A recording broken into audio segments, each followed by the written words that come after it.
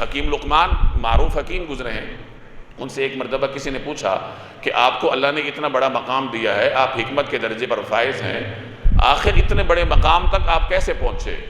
تو انہوں نے کہا بے وقوفوں نے مجھے اتنے بڑے مقام تک پہنچایا ہے۔ اب پوچھنے والا حیران رہ گیا کہ بے وقوفوں نے آپ کو کیسے پہنچایا؟ بے وقوف تو خود بے وقوف ہے، اس نے آپ کو حکمت کے اتنے بڑے منصب تک کیسے پہنچایا؟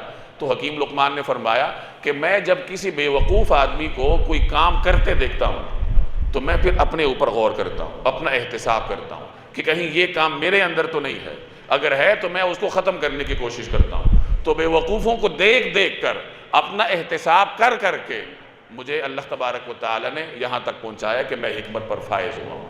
اگر آدمی کسی کو دیکھے کہ گناہ کر رہا ہے تو فوراً اپنا احتساب کرے، بجائے اس سے کہ وہ گناہگار سے نفرت کرے، وہ گناہ سے نفرت کرتے ہوئے اپنا احتساب کرے کہ کہیں یہ گناہ میرے اندر تو نہیں پایا جا رہا۔